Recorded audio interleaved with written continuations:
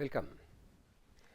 We have already talked about the orbit in satellite communication, and now we will start the next topic, the thing which is to be put into the orbit, that is the bird which you call spacecraft or satellite.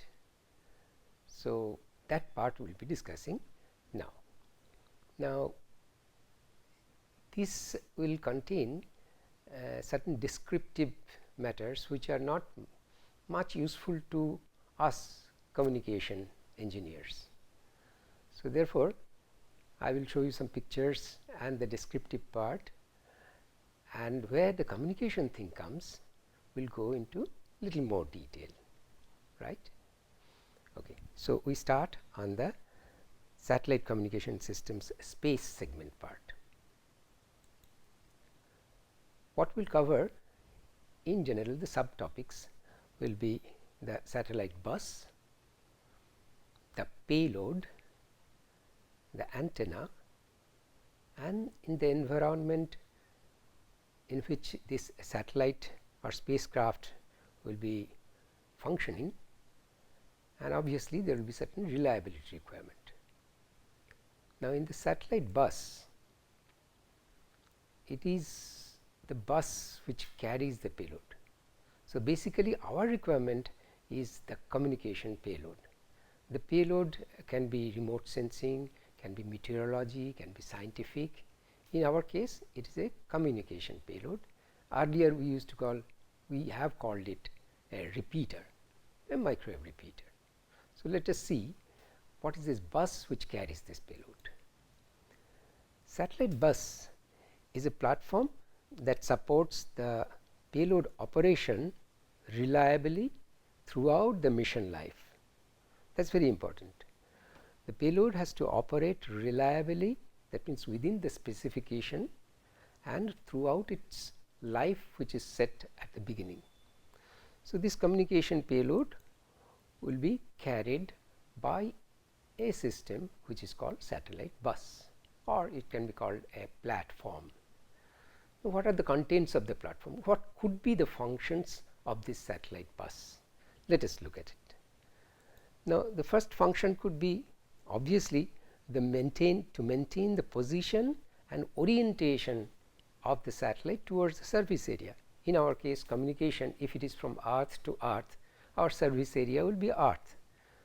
So, the satellite will be oriented towards the Earth, its transmitter and receiver. If the satellite has to communicate from Earth to, let us say, moon or another spacecraft. So, the orientation of the satellite should be such that transmitters receivers in this particular repeater has to look towards Earth as well as to the other satellite or moon or wherever it is communicating. Now, this particular function to maintain its position and orientation of the satellite towards the surface area is called attitude and orbit control system. In short, it is called AOC, S for system. In this case, I have written AOC. This, in addition to this, there will be other things.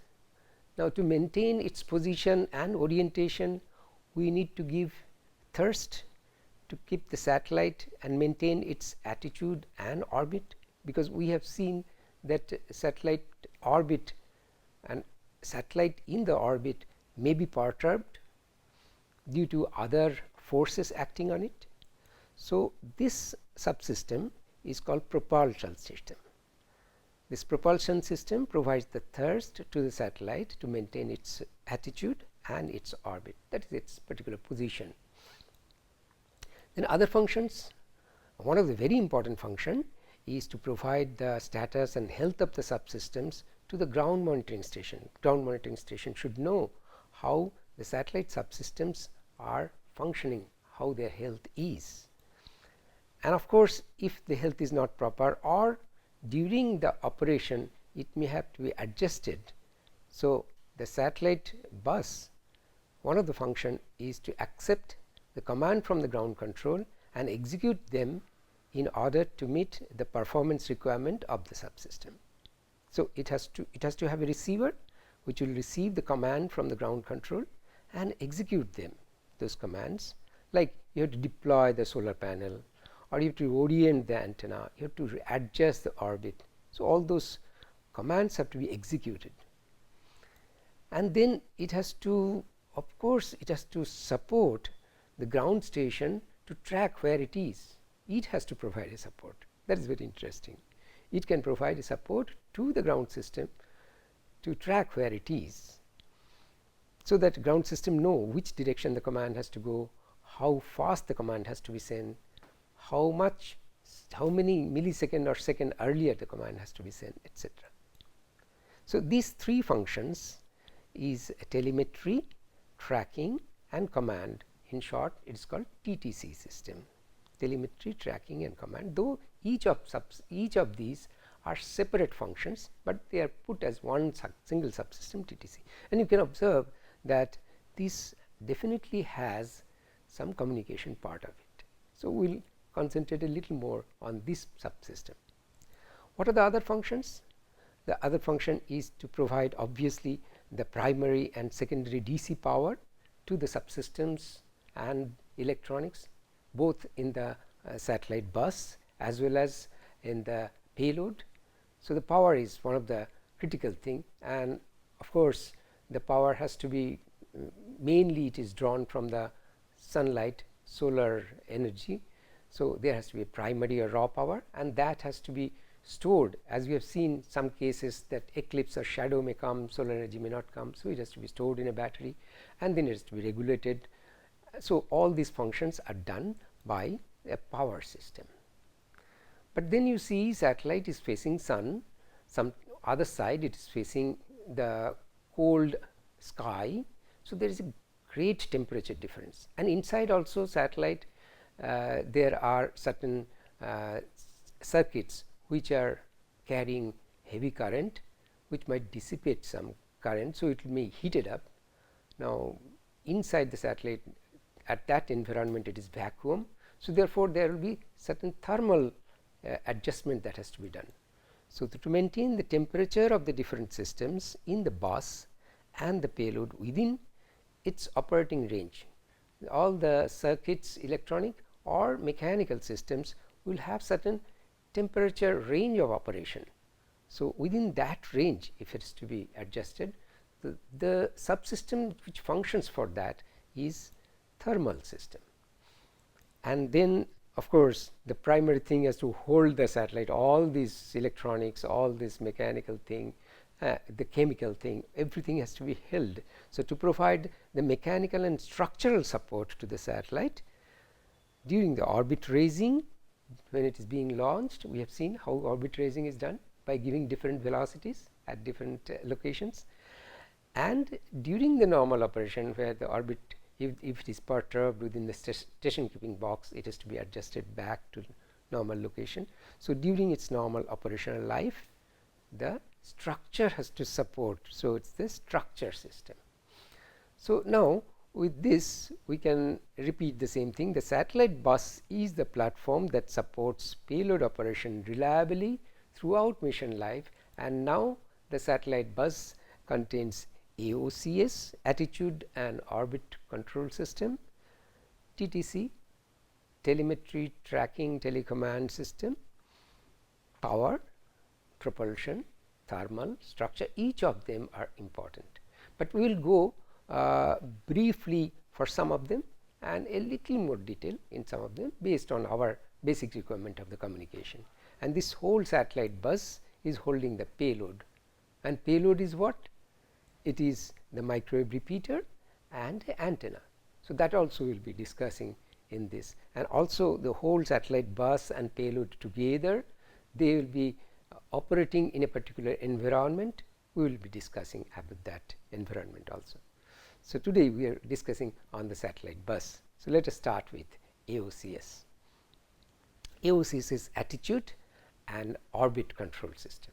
Let's have a very small sketch of this, as if the Earth is there at the center and a satellite at geostationary orbit is orbiting around it, and orbit is in the equatorial plane, though the drawing you have to imagine that it is in the equatorial plane and not this showing up, and this two winged bird, that is the top and bottom is solar panel, and in between the box, this, let us assume that this is the satellite, and it is normally oriented such that the solar panel is looking north and southward, top and bottom, and in between is the structure, which is the satellite payload and the bus, or we can call it satellite. Now we have to maintain the attitude of this satellite towards the service area, and this service area, in this case, let us assume that this is Earth.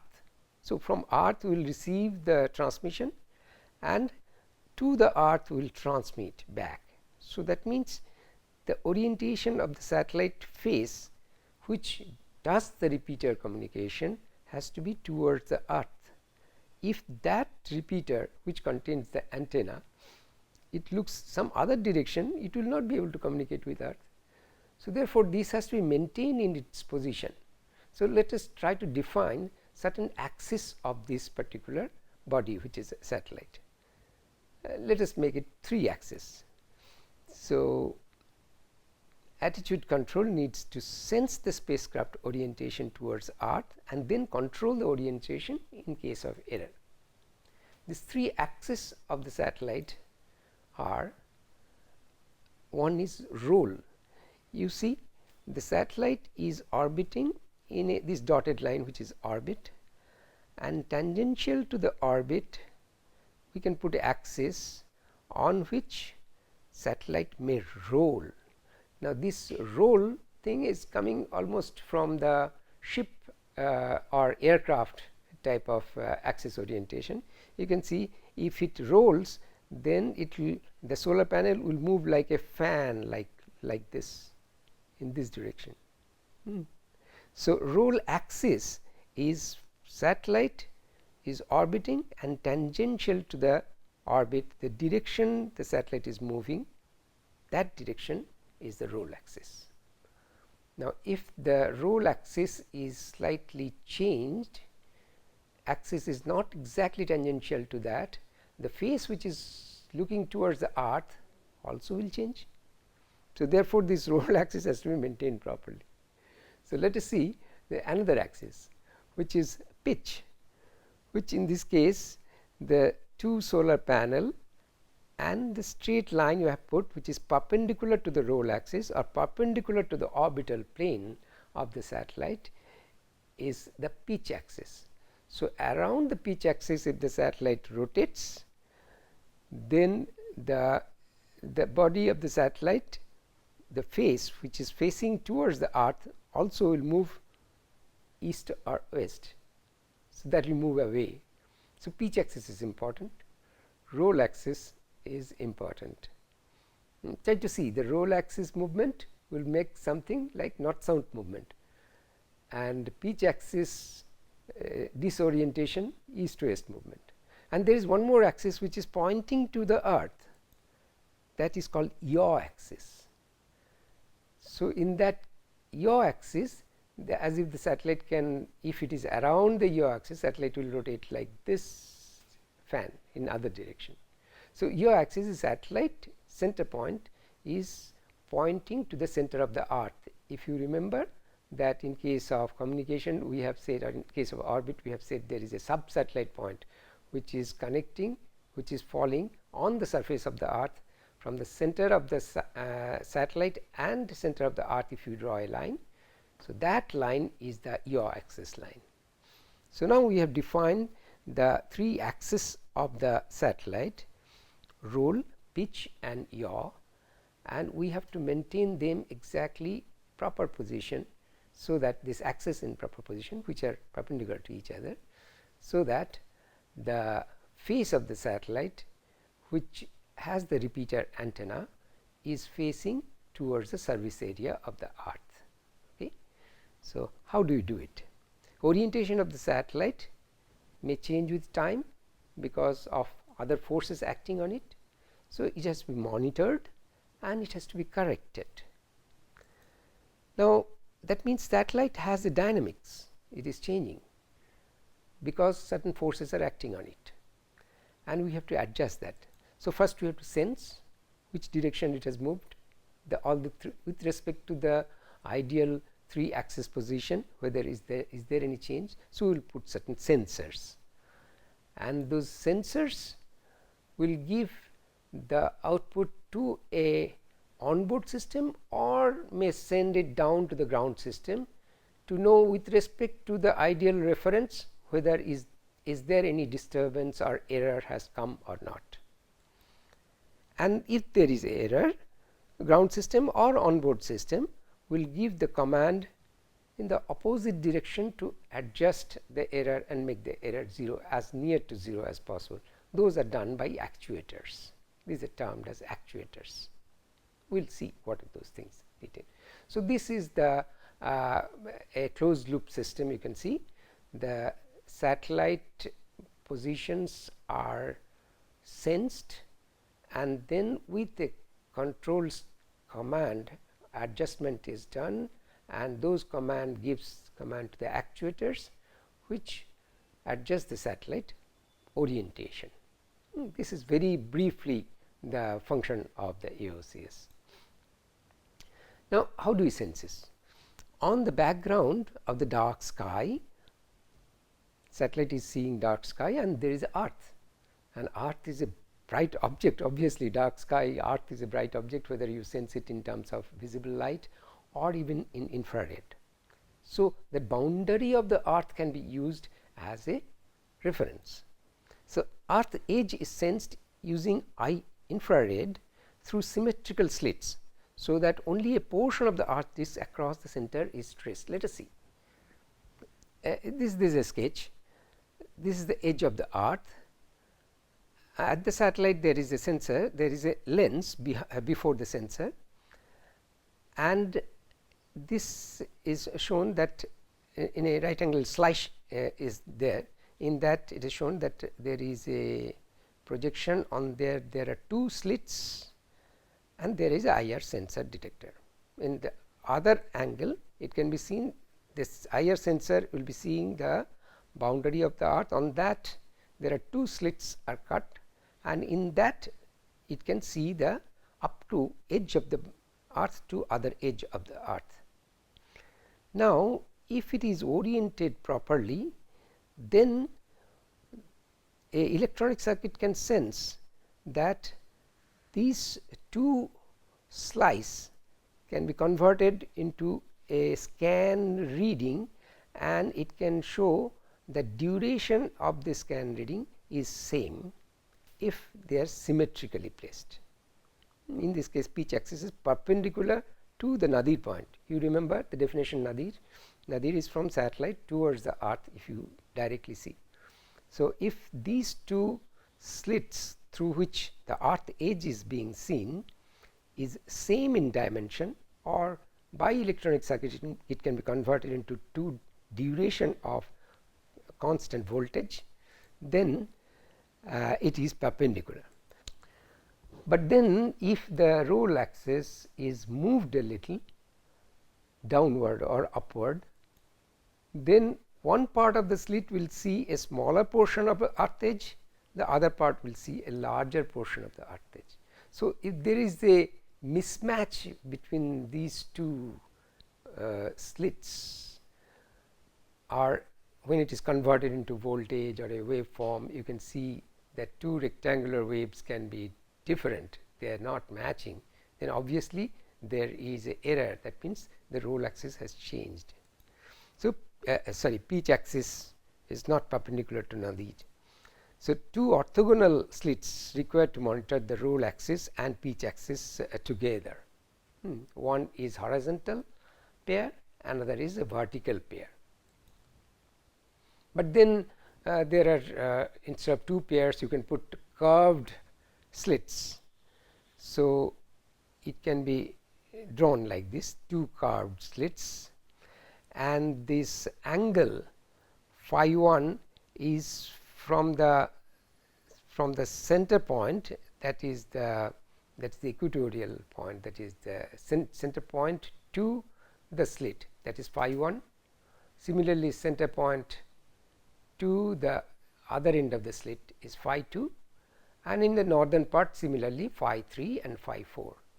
So, these angles, when they are all symmetrical, then we can frame a expression that is phi 1 plus phi 2 minus phi 3 and phi 4, that is together, that is these two angles and these two angles divided by 4 is equal to 0. When they are same, it is correct position.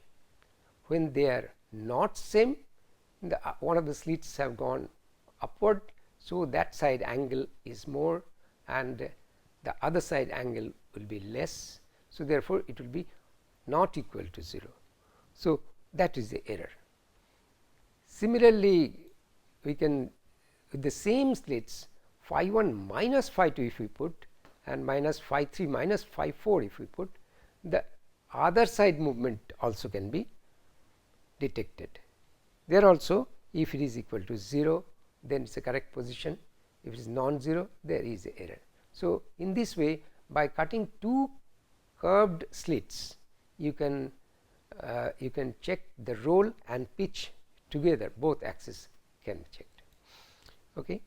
Now, this type of infrared sensors are about accuracies of the order of 0.05 degree or so. That's quite good. Generally, it is used, but there are other ways of doing it. One of the way is instead of looking at the earth edge and using a IR sensor, you can put a microwave receiver, and there is a RF transmitter on the ground, and that transmitter is radiating a beam of energy towards the satellite direction, a very sharp pointed beam, and on the satellite we can make some sort of arrangement which will track this particular beam. So, that the antenna on the satellite, if it is not looking at this particular source, it will not get the energy. If it is directly looking at the source, it will get the energy. This is another way of tracking, it is called RF sensing, and it also has a good accuracy. It is of the order of 0.01 degree. Some satellites are using this. But in all this process, roll and pitch axis we have seen. What about the yaw axis error? Now, since yaw axis is towards the center of the earth, it is difficult to monitor the center this yaw axis pointing to the center of the earth, because earth is having some surface area, I mean some area which is away from the center. From the edge of the earth monitoring, you cannot do it. So, we need another reference. So, we can have sun as a reference, which is some other direction. So, you monitor sun and angle from the sun to satellite to the earth. If we know this angle, we can adjust our yaw axis according to that. So, we can put sun sensors. So, yaw axis error cannot be monitored with good resolution using earth sensor. So, therefore, sun sensors are used, and sun sensors has the advantage that sun has transmitted huge energy. So, photovoltaic cells which are used to measure the sun direction need not be, sensitivity need not be very critical, because in the outer space you are getting a large sun, high flux. So, this is, there are other ways also people do it, that is called star sensors. So, in the sun sensors you get an accuracy of 0.01 degree. In star sensors, a portion of the sky is mapped and it is stored in the memory of the satellite, and it is compared with the measured image. That is, in that direction you put a camera and try to image the portion of that part of the sky that is with the stars, and with the stored image you compare these and you try to find out what is the type of error that is coming. It can give a better accuracy, but it is very complex also. It can give a better accuracy of 0.001 degree, but it has to be very highly sensitive, because you are monitoring the stars and the signal strength of the stars are very low. So, therefore, star sensors are used for very critical type of applications or services. so needs more electronic obviously. Now with this you have to do certain control, you have sensed it. Now if the sensed information has gone to ground or on board, it's compared, and then a decision has to be taken that you have to control it. Now how we control it? So attitude is control. There are two types of unit for control. One is called reaction wheel, another is called thrusters. So we'll briefly touch upon this reaction wheel and the thrusters. Reaction wheels generate a gyroscopic stiffness in the axis spin. You just move a top, you spin a top, it gives a gyroscopic stiffness. Or your bicycle or your bike, as you go in higher speed, it gives a gyroscopic stiffness. So those type of principles are used in the reaction wheel. There is a momentum wheel which is spun very heavily, and then it gives a gyroscopic stiffness. So that torque generated is can be equated as angular momentum per unit time, and that can be equated as a torque is moment of inertia into that angular momentum per unit time, small difference in the angular d omega dt. So this disturbing torque is estimated from the sensor output, and then the wheel speeds are adjusted so that axis is made stable. You make a stiffer axis on that. So this is reaction wheel. So let us stop here, and then we'll discuss continue our discussion in the next class. Thank you.